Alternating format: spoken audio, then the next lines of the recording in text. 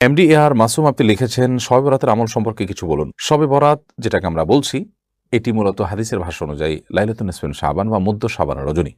মধ্য শাবানের রজনী, এটার ফজিলত মৌলিকভাবে প্রমাণিত আছে যে এই রাতে আল্লাহ রাব্বুল আলামিন বান্দাদেরকে সাধারণ ক্ষমা ঘোষণা করেন, যারা হিংসুক এবং যারা শিরকে লিপ্ত তারা ছাড়া। অতএব এ রাতে এটুকু ফজিলত প্রমাণিত, এবং সেই ফজিলতের জন্য কেউ যদি চেষ্টা করেন, আল্লাহ ক্ষমা লাভের চেষ্টা করেন, বিশেষ করে হিংসা এবং বিদ্বেষ থেকে, শিরক থেকে নিজেকে পরিচ্ছন্ন রাখার চেষ্টা করেন, সেটা প্রশংসনীয়।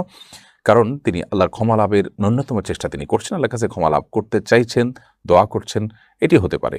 ব্যক্তিগতভাবে ক্ষমা লাভের জন্য প্রচেষ্টা, সেটি দর্শনীয় কোনো বিষয় নয়। কিন্তু শবে বরাত যেটাকে আমরা বলছি, যেটার আসল নাম হলো শাবানের মধ্য রজনী, হাদিসের নাম, সেই রাতের বিশেষ কোনো ফরম্যাটের নামাজ, তেলাওয়াত অথবা পরের দিনের রোজা, এর কোনোটি কিন্তু বিশুদ্ধ কোনো হাদিস দ্বারায় বর্ণিত নয়। তবে এটা ঠিক, শাবান মাস জুড়ে নফল রোজা রাখতে হয়। এর মধ্যে চাঁদ্র মাসের 13, 14, 15 এই দিনগুলোতে, আইয়াম বীজের দিনগুলোতে রোজা রাখার ব্যাপারে নবী করিম সাল্লাল্লাহু আলাইহি ওয়াসাল্লামের বিশেষ গুরুত্ব আরোপ রয়েছে। তো সব মিলিয়ে আপনার আইয়াম বীজের অংশ হিসাবে, শাবান মাসের অংশ হিসাবে কেউ রোজা রাখলে সেটা অবশ্যই প্রশংসনীয়। আবার কেউ রাতে আল্লাহ রাব্বুল আলামিন বান্দাদের সাধারণ ক্ষমা ঘোষণা করেন, বিশেষ করে রাতে তাহাজ্জুদের সালাত।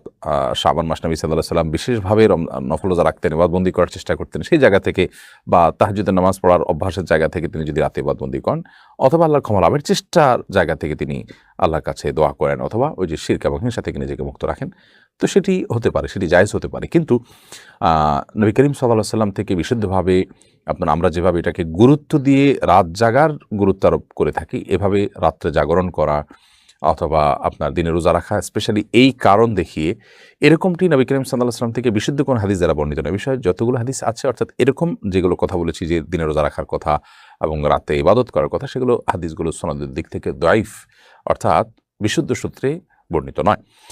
খোলাসা কথা হলো যে মধ্য শাবান রজনী ফজিলত একেবারে নেই, ব্যাপার ফুটানো ছিল, এখন ওটা কমেছে।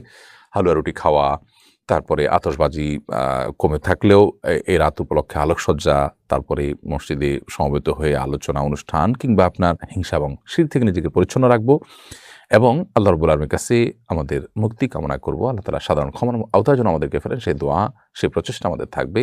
বাস এটুকুই। এর বাইরে এই রাতকে বছরের শ্রেষ্ঠ রাত বানিয়ে ফেলা, সেটা মোটেও উচিত নয়। বছরের ইবাদতের জন্য শ্রেষ্ঠ রাত হলো লাইলাতুল কদর, যেমনটি আল্লাহ তাআলা সূরা কদরের মধ্যে উল্লেখ করেছেন। শবে বরাতের নামাজ বলতে আলাদা করে বিশেষ সংখ্যক রাকাত এবং বিশেষ পদ্ধতির নামাজ, যেখানে নির্দিষ্ট কোনো সূরা নির্দিষ্ট সংখ্যক বার পড়তে হবে, এরকম কোনো নামাজের কথা কোরআন হাদিসে কোথাও বর্ণিত হয়নি।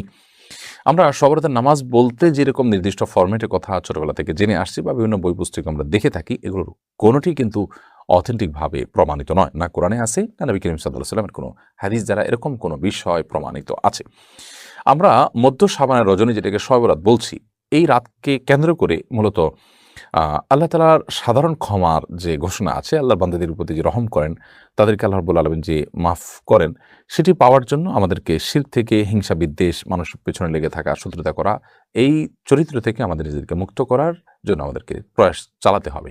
সেটি যদি আমরা করতে পারি, সেটি হবে আল্লাহ তাআলার ক্ষমা লাভের উপযুক্ত করা নিজেকে, এবং সেটি হবে সবচেয়ে প্রয়োজনীয় কাজ।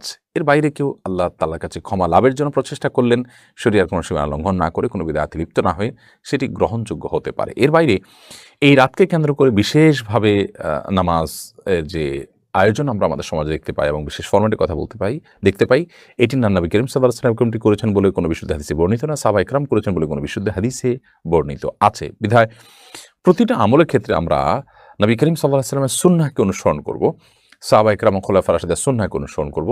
মন গড়া কোনো কিছুই কিন্তু ইবাদত হিসাবে পরিগণিত হবে না। আফসানা ইমরোজ আপনি লিখেছেন, অনেক শাইখ শবে বরাত পালন করা জায়েজ বলেন, আবার অনেক শাইখ এটাকে বিদআত বলেন। এরপরে আমাদের করণীয় কি? আমরা একটু আগে এই বিষয়ে বলেছি যে এই বিষয়ে আমাদের বাড়াবাড়ি এবং ছাড়াছাড়ি দুইটাই পরিহার করতে হবে।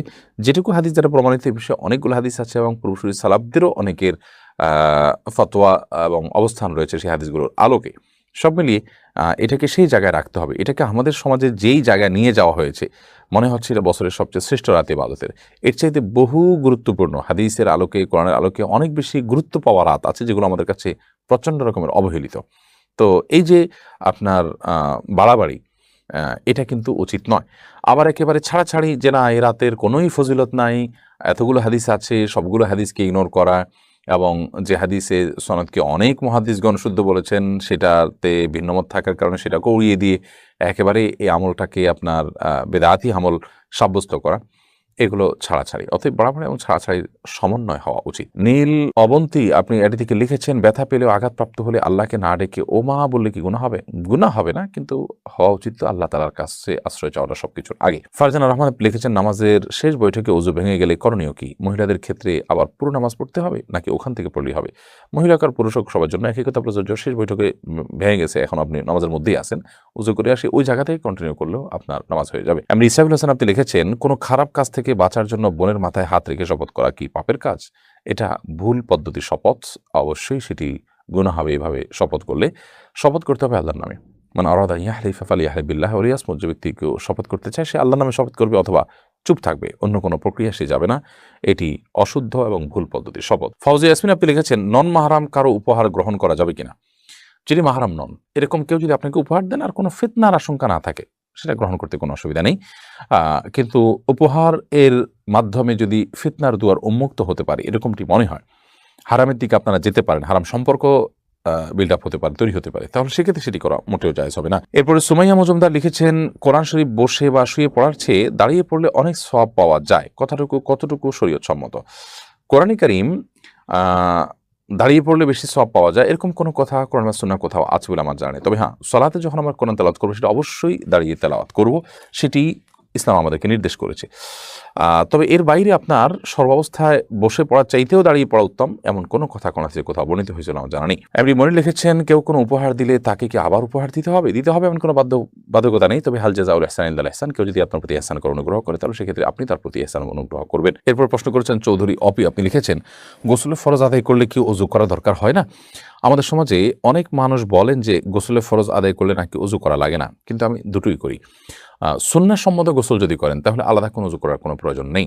গোসলের ফরজ আদায় করলে ওযু লাগে না, ব্যাপারটা সেরকম না। সুন্নাহসম্মত গোসল হলে আর ওযুর প্রয়োজন নেই। সুন্নাহসম্মত ফরজ গোসল কিভাবে?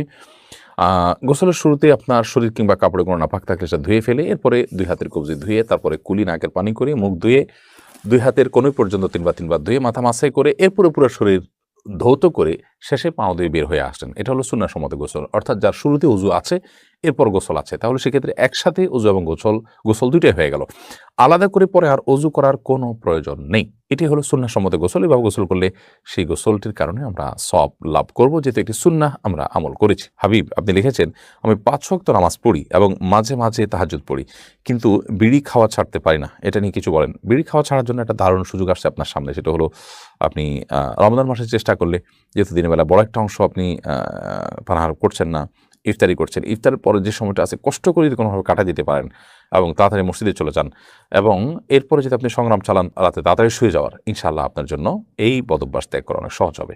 মানুষ সৎ সাহস করলে, হিম্মত করলে পারে না এমন জিনিস খুব কম আছে, যদি আপনি হিম্মত করেন এবং আল্লাহর কাছে সাহায্য চান।